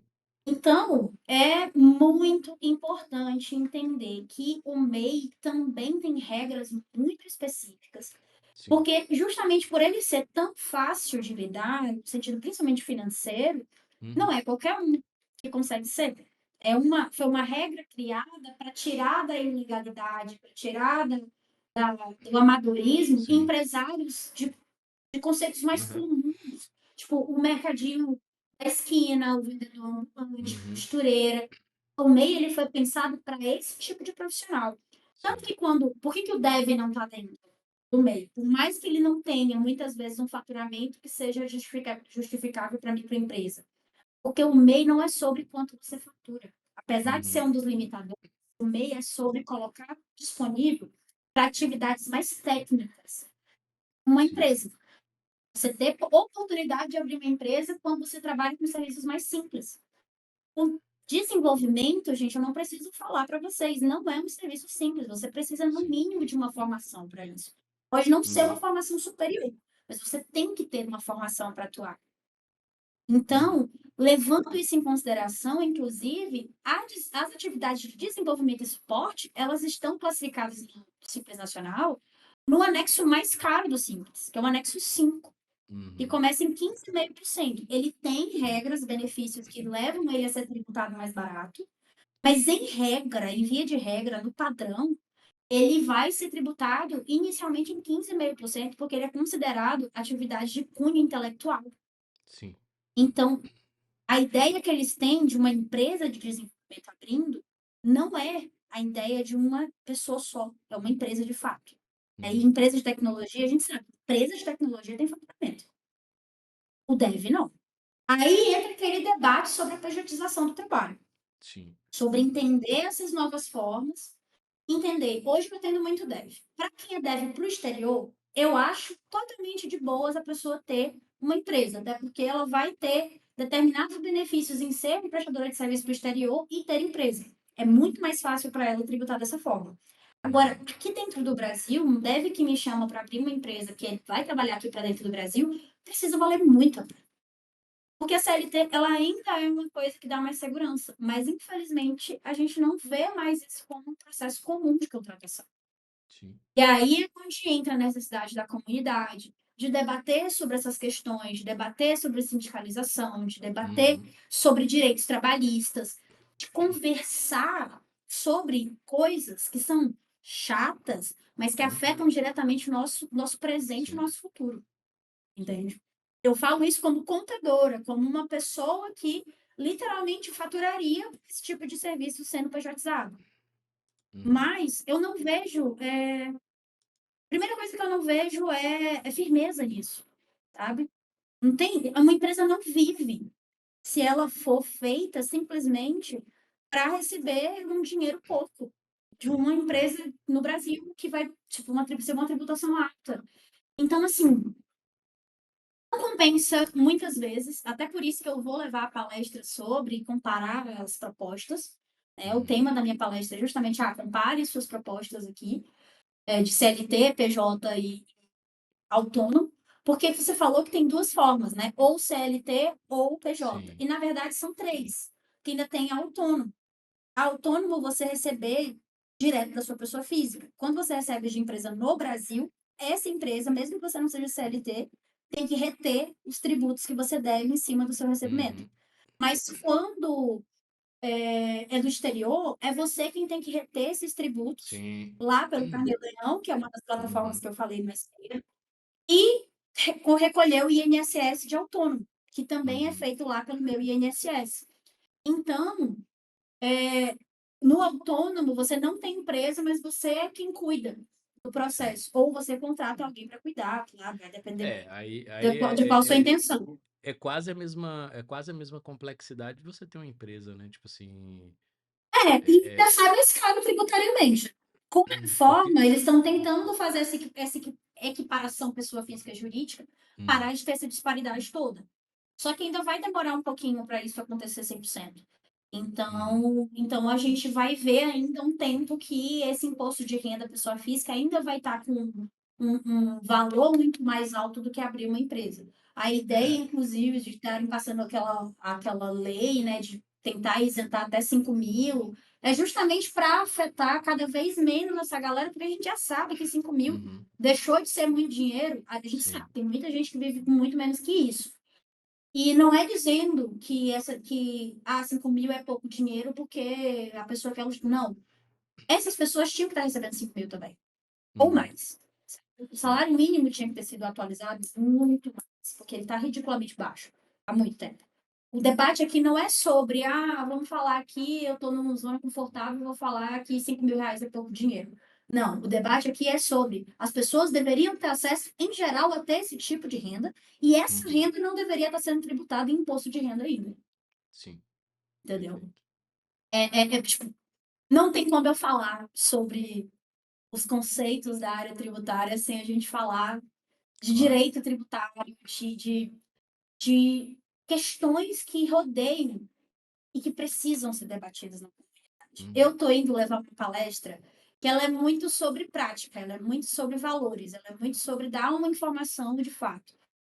Mas a vontade que dá, e é uma coisa que acaba acontecendo muito em Paibá, por exemplo, é a de debater sobre como se unir contra essa uhum, precarização do trabalho. sim, total. Total. É uma grande discussão, inclusive. É assim, muita gente que está começando.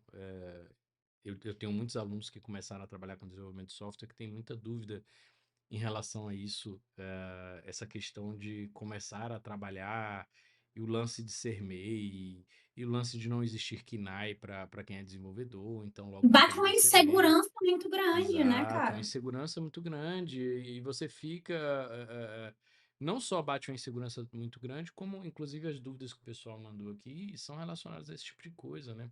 Tipo assim, se o cara, teoricamente, se o cara é MEI, o cara é uma empresa, é um CNPJ prestando serviço ali. Então, sendo assim, não é um funcionário, né, trabalhando. Então, não deveria haver ali, inclusive eu já trouxe um advogado para conversar lá no podcast e a gente debateu sobre isso, né? Tipo assim, ó, não pode ter honorosidade, não pode ter a subordinação. Pô, se é PJ, o cara pode prestar serviço para outras empresas, enfim, isso é uma grande É, discussão isso é crítica, um ponto inclusive, que, né? inclusive, a contabilidade entra muito no aspecto documental, de quando Uhum, alguém, né, um advogado trabalhista, alguma coisa do tipo, vai entrar com um processo nesse sentido. É muito comum que eu, por exemplo, eu tenho aqui um cliente que ele está uma relação PJ-PJ, mas aí a empresa lá está exigindo sim, dele que use farda, que cumpra horário, sim, sim, enfim, tem essa subordinação, que preste serviço exclusivo. exclusivo. Nesse Uhum, caso, os meus documentos aqui, eles podem inclusive servir de prova de que é uma relação uhum, PJ-PJ, para que a pessoa consiga provar que do outro lado não está sendo sim, cumprida essa obrigação, essa relação, e assim ela consiga garantir os seus próprios direitos. uhum, Já aconteceu aqui, inclusive faz muito tempo já, mas eu já ajudei uma pessoa a conseguir colocar uma empresa na justiça para reaver uhum. os seus direitos trabalhistas, literalmente. Então, por mais que eu seja contadora, o meu lado de contabilidade é muito do Sim, lado do prestador do serviço e não das empresas sim, que sim. contratam esses prestadores. Então, eu tenho muito que entender o papel social do que eu faço também. Total, perfeito. Eu vou começar a ler algumas perguntas aqui da galera. Aí a primeira é, o desenvolvedor, a gente já respondeu isso, né? O desenvolvedor pode ser MEI? Pela lei não, não pode ser MEI. Pela lei Acontece não pode. muito, acontece em alguns casos de algumas pessoas erroneamente acabarem colocando um KNAI errado lá, mas o ideal é Eu que não digo seja muito que é assim. aquela coisa, né, cara? A pessoa está tentando trabalhar. Uhum. Infelizmente, a gente tem que. O que tem que ser mudado aí é a regra do MEI, não é a pessoa. Aí, Mas, de aham, fato, não existe KNAI, não é possível. Se você usar um MEI para fazer isso, tá errado e a Receita Federal pode te fiscalizar. Só preciso perfeito. dizer isso, realmente ela tem esse direito de fazer isso. Perfeito. Aí a dúvida do pessoal é qual a diferença do MEI para o ME, né? Então, tipo assim, a gente falou sobre o faturamento, e aí a dúvida aqui parece que é basicamente o seguinte: o que exatamente, qual o limite do ME, né? Então, assim, falando como se a pessoa estivesse prestando serviço, né, PJ, para uma empresa, então, assim, a gente já viu que R$ 6.700 mais ou menos é um limite muito próximo do que dá para ser MEI ali, né? Acima disso, por mês, você já tem que pensar e já tem que começar a conversar com o contador para poder estar ali se planejando ir para ME. ME é o próximo nível depois do MEI? Como é que funciona isso? Justamente. O MEI, tem até uma coisa que eu sempre falo: todo MEI é ME, mas nem todo ME é MEI. ME é microempresa. Todo Sim. MEI é uma microempresa, só que ela está dentro de uma categoria específica em que Uhum, ela vai poder, caso ela exerça determinadas atividades, tem um faturamento até 81 mil por ano, uhum, que seria ali 6.750 no máximo por mês. E ela também cumpre a regra de não ter outras empresas, não ser funcionário público, uhum, e também ter até um funcionário apenas, porque tem que lembrar, o MEI é uma empresa, uhum, como qualquer outra, só que dentro de uma regra tributária determinada, mais barata. uhum, Beleza, isso é o que a gente classifica como MEI. São essas regras que eu falei, de faturamento, atividades, número de funcionários, e uhum, algumas regras específicas que, por exemplo, um servidor público, ele não pode administrar um negócio. O MEI, ele é só um microempresário individual. uhum, Então, ele naturalmente vai ser o administrador do negócio. Se uhum. ele é servidor público, ele pode ser exonerado por ter um MEI. É bem Sim. importante salientar isso. Beleza. Outro ponto importante aqui, que é para a hora de falar do que é ME, né? A gente está aqui no MEI, aí beleza, Bruna, agora eu não vou mais poder exercer as atividades que eu estava exercendo no MEI, eu tenho que passar para uma atividade que não cabe, não está lá listada no MEI, e eu vou passar a ter um faturamento maior. Ou então eu só vou passar a ter um faturamento maior, mas eu vou manter Uhum, as mesmas atividades. Normalmente é isso que faz um MEI sair de MEI para microempresa. uhum, Qual que é a grande diferença dos dois? É faturamento e atividades. A ME pode exercer praticamente todas as atividades que existem no Brasil, acho que uhum, salvando atividades de bancos e instituições públicas, etc. Quase todas podem ser feitas pela microempresa. E a ME ela vai ter um faturamento anual de até 360 mil ano.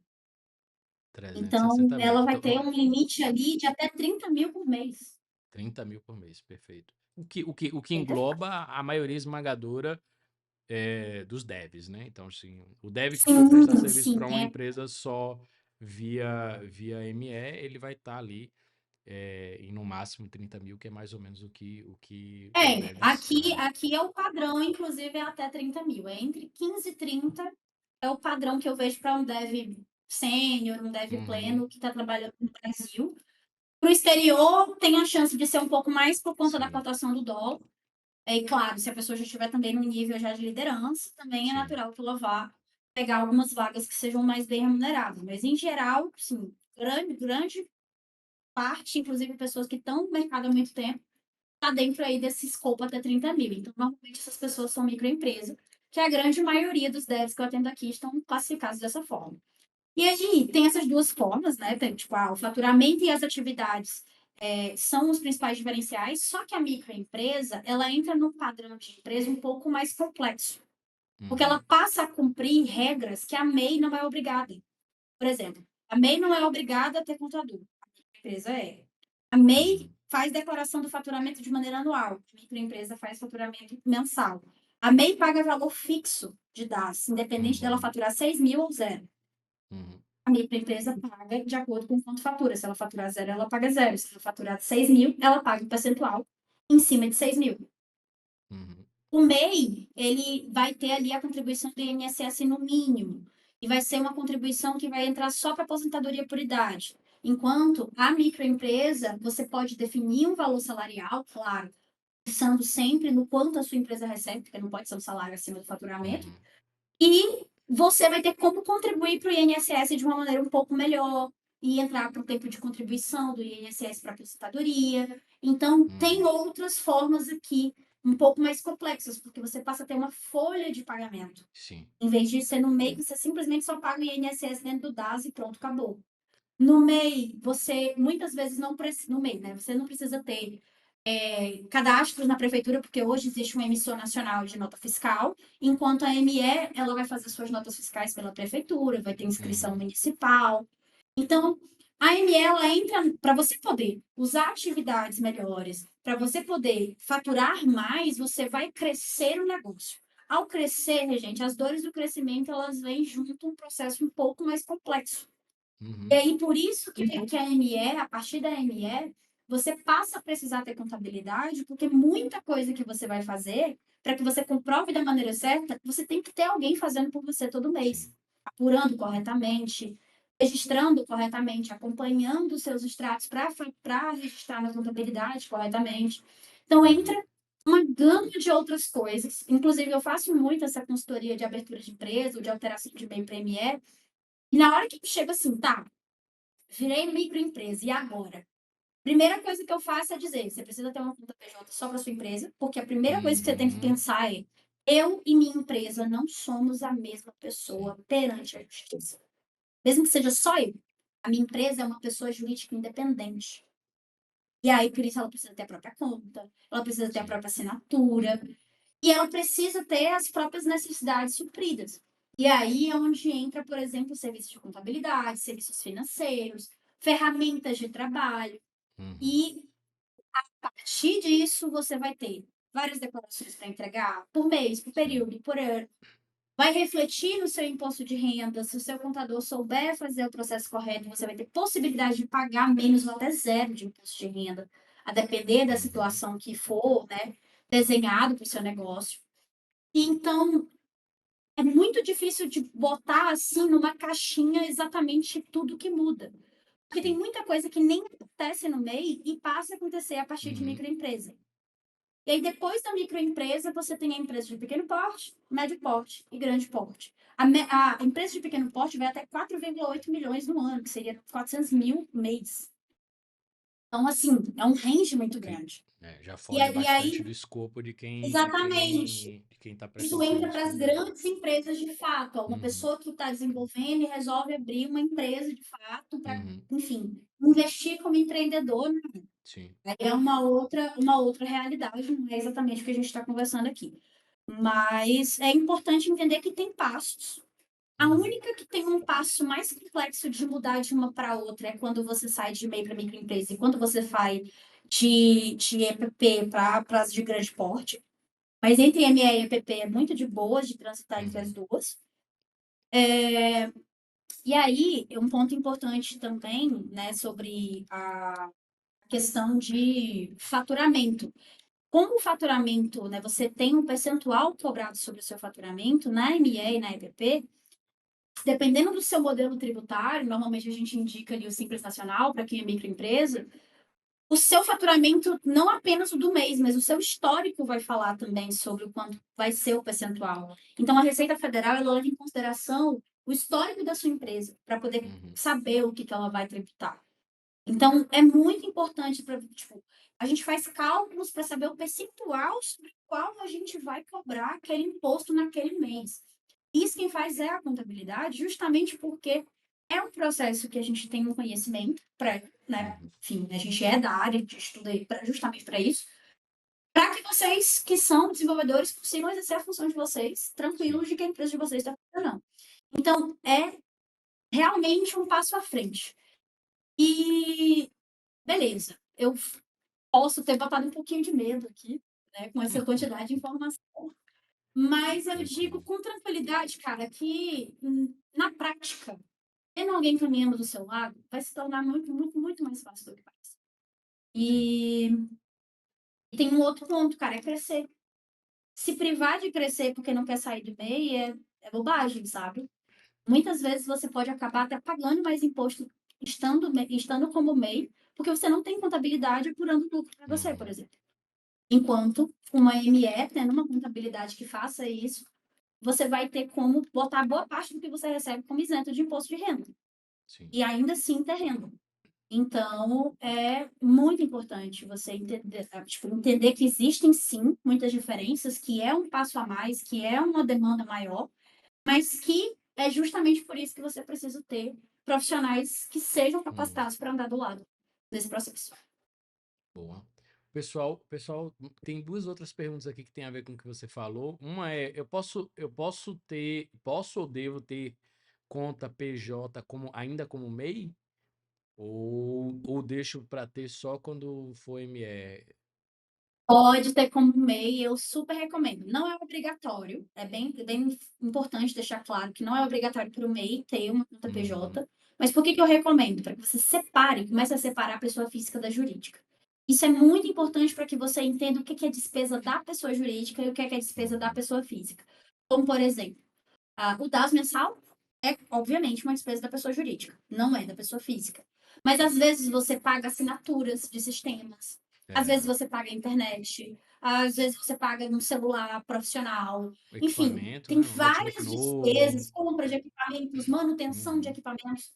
Quando você tem uma conta separada, você consegue separar as funções das contas e Uhum. entender o que que entra para o meu CNPJ e o que que o meu CNPJ tem de demanda e o que Uhum. que entra no meu CPF depois para eu lidar com as minhas demandas pessoais. Isso ajuda muito na organização financeira.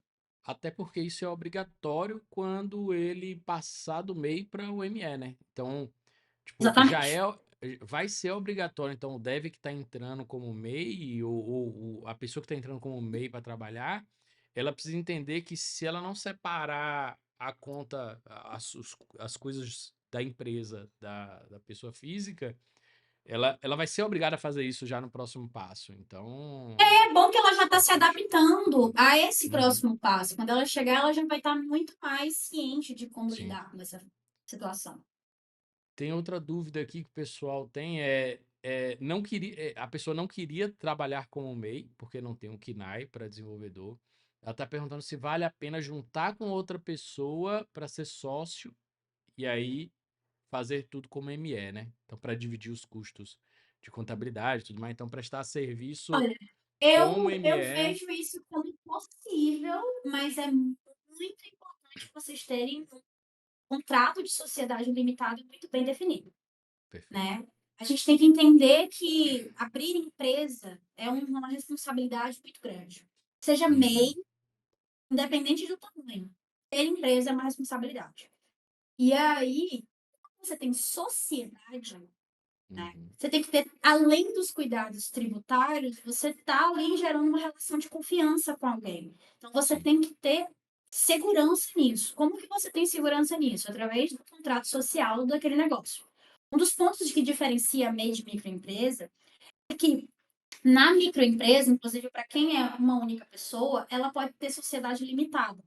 Qual que é o Uhum, grande ponto da sociedade limitada? Ela protege o seu patrimônio pessoal caso a empresa não tenha solvência, ou seja, não tenha capacidade de pagar as próprias dívidas sozinha. uhum, O que isso quer dizer na prática? Quer dizer que aquilo que você investe no seu negócio vai ser o limite que você vai ter de responsabilidade sobre a empresa. E aí, se caso a empresa tiver algum problema financeiro, só vai poder atingir o seu patrimônio pessoal até aquele valor. Depois disso, tem que entrar num processo judicial para uhum. conseguir pegar coisas da empresa. Então, é uma proteção patrimonial que você coloca. Quer dizer que a empresa não vai precisar pagar as dívidas? De forma alguma. A ideia aqui é só proteger para uma possibilidade, Uhum. não que você vá usar isso de maneira que seria agir de má fé. E aí, quando você vai abrir em sociedade com alguém, eu acho super interessante, porque você vai sim dividir algumas despesas, só que aí, você tem que ter um bom contrato, seria importante vocês Uhum. conversarem com um advogado societário que consiga construir, junto com o Uhum. contador, um documento que seja que coloque as 2 pessoas em segurança. Não precisa ser um documento super detalhado, Sim. mas precisa ser um documento que coloque em segurança aquelas 2 pessoas. E vocês precisam entender também, o contador de vocês especialmente, ou a contadora, precisa entender sobre distribuição das tributações. Porque Uhum. vocês provavelmente, possivelmente, não vão receber a mesma coisa. Então, Perfeito. é importante que cada uma pague tributos de acordo com aquilo que recebeu, exceto se a regra de vocês for meio a meio. Mas, às vezes, Uhum. é injusto. A pessoa está ali recebendo 6, a outra está recebendo 10, e ela vai pagar igual a Uhum. tributação. Entendi. Então, assim, até para entender esse ponto da relação financeira entre ter uma empresa com outra pessoa, que vocês não necessariamente são um projeto juntos, é muito importante ter esses cuidados, ter essas compreensões, levar o Uhum. caso especificamente tanto para contador quanto para advogado, para que uma equipe esteja pronta para atender vocês nesses níveis, tanto Sim. tributário quanto judicialmente falando. Perfeito. Perfeito. Bruna, eu acho que é isso por hoje. Muito, muito, muito bom. A gente tirou muitas dúvidas aqui. Tem mais dúvidas da galera, mas eu vou deixar para a galera entrar em contato direto com você para tirar dúvidas, porque tem Fica. muita coisa ainda aqui. Eita! Despesa para Cadê bater a no imposto pergunta de polêmica? renda. Tem muita coisa ainda aqui. Não, a pergunta polêmica é o lance que mandaram aqui do trabalho, declaro, trabalho como PJ, mas tenho obrigações como se fosse CLT, né? Então, o grande Ah, lance é esse. só, E a só, gente, só deixar de bônus sim, aqui, uma manda. informação aí que você falou, quais despesas abater no imposto de renda? É Sim. simples. Eu vou te mandar um link depois para você compartilhar com a galera da comunidade, que vai lá Uhum. dizer exatamente quais são as despesas dedutíveis. Mas é basicamente todo gasto com saúde, exceto nutrição e serviços esportivos, como por exemplo academia. Uhum. Gastos de educação formal, então aqui não entra o cursinho preparatório, não entra o curso da Alura, não entra o curso de Boa. inglês, mas entra graduação, pós-graduação e Uhum. tudo que for relativo à educação formal. E a parte de previdência privada, PGBL, também é Hum, bom. dedutível. Então, é muito legal, aqui é uma informação que eu deixo para vocês, caso vocês façam PGBL, é muito bom procurar um contador também, que seja especialista em gestão de imposto de renda, eu também sou, para analisar qual o valor que você tem que contribuir para ser vantajoso para você no imposto de renda da contribuição PGBL. Claro, sempre bom analisar se realmente essa é a forma que você Sim. vai ser mais adaptável para você de contribuir numa previdência privada, que às vezes não é, né? Então tem que ver quais são cada cenário. Mas são esses três os principais que são dedutíveis no imposto de renda. Além de dependentes, né, para quem tem filhos ou pais que sejam dependentes de você, mas aí tem que ser dependente mesmo. E Uhum. se dependente tiver fonte de renda, às vezes pode aumentar o valor do seu imposto, porque tem que declarar tudo do dependente na sua declaração, inclusive a renda dele. E isso vale para filhos que têm estágio. Perfeito. E é muito importante também entender que o INSS que você paga na sua declaração ali no mês, ele entra como despesa dedutível. Só que aí tem um ponto. A Receita faz 2 cálculos ao mesmo tempo.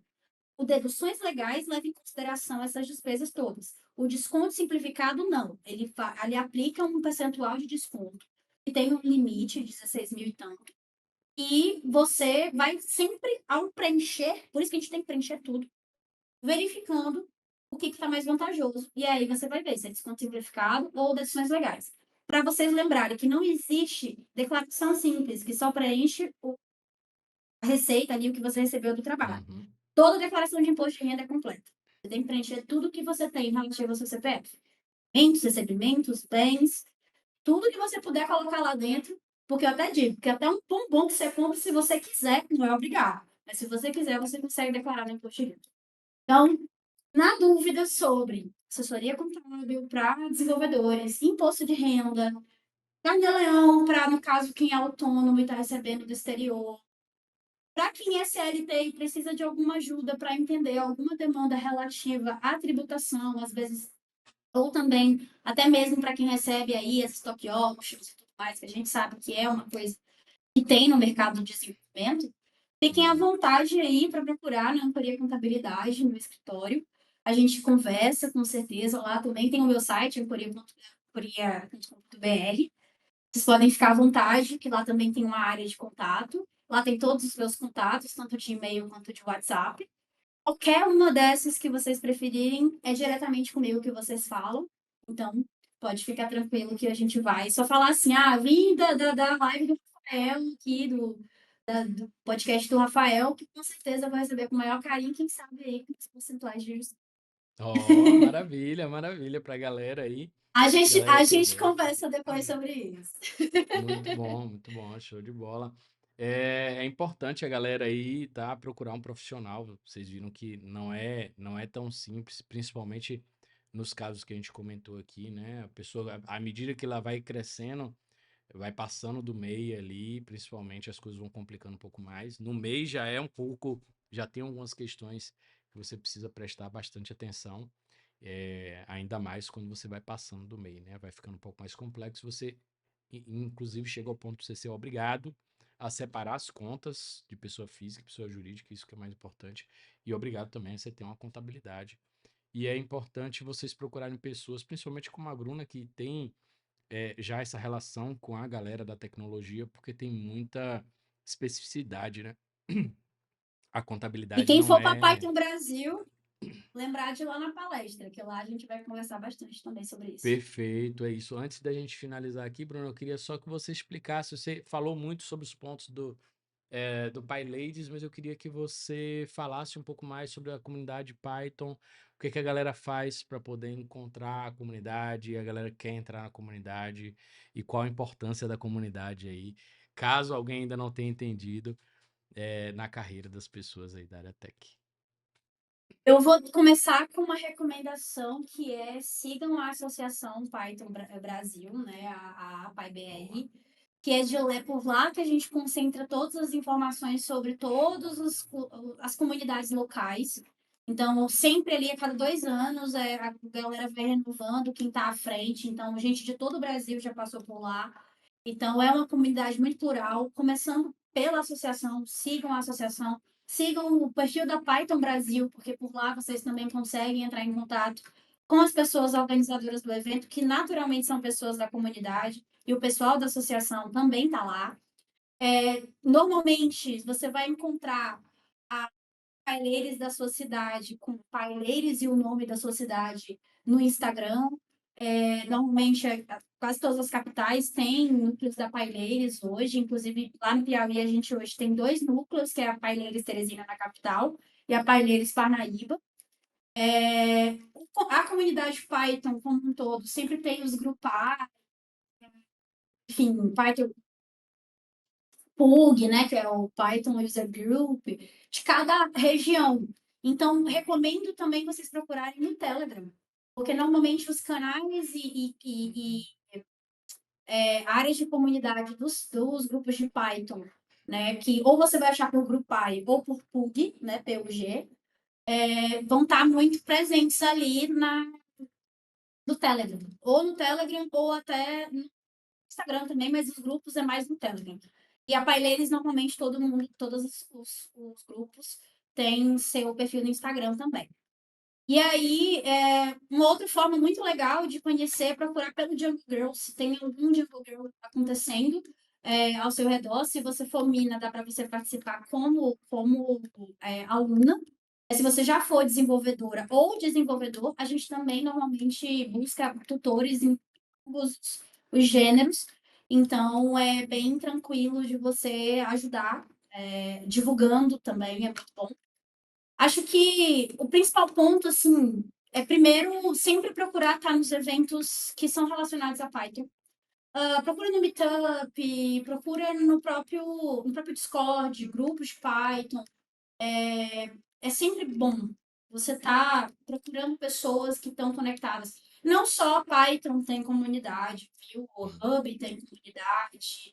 JS tem comunidade, todo mundo já está se mobilizando para ter suas comunidades. Eu lembro que lá em Teresina eu ajudei a fundar o R-Ladies lá com as meninas de estatística, trazendo um pouco da minha experiência com PyLadies, né? Não sou, não programa em R, mas foi legal, assim, tipo, ajudar elas a montar isso. Então, é isso, sabe? E se não tem, gente, comecem.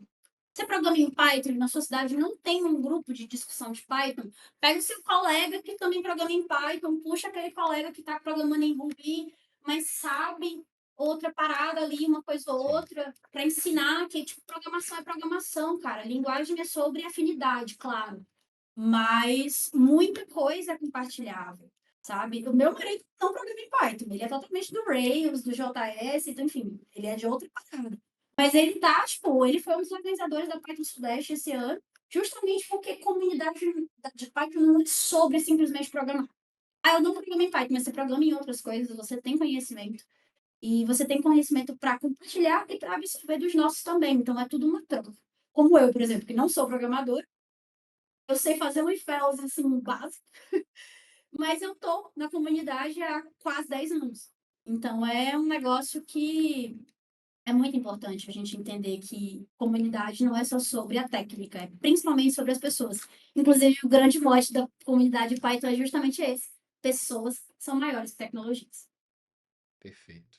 Maravilha. Bruna, muitíssimo obrigado pelas dicas aqui que você deu para a galera. Muito bom, De muito, nada. muito bom conversar com você. A gente daria para fazer mais dez entrevistas, 10 podcasts da quantidade de coisa que a gente teria para falar Depois também aqui. manda essas perguntas que eu gravo uns videozinhos no Instagram da Euforia e Boa, jogo lá.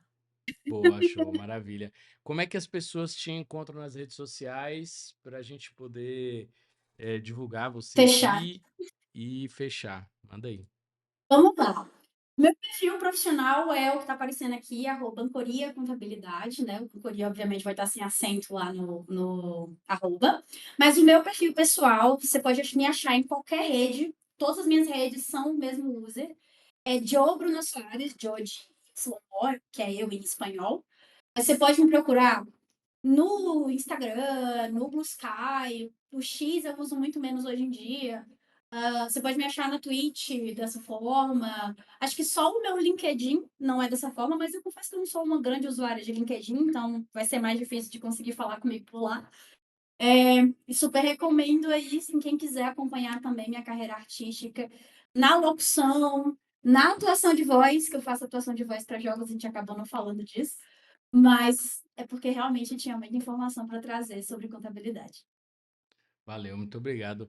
Bruna, a gente se vê lá no Python Brasil e é Com isso. A galera certeza. também que está nos assistindo aí, estejam todos convidados para Python Brasil. A gente se vê E lá. falar com a gente, viu? Manda um oi aí a galera que tiver lá, manda um oi pra gente lá. E é isso, obrigado, Bruna. A gente vai ficando por aqui. Muito Nada. obrigado aí pela conversa. E quem sabe a gente conversa novamente sobre outros assuntos aí num próximo episódio. Muito obrigado. Perfeito. De nada, Beijo. querido.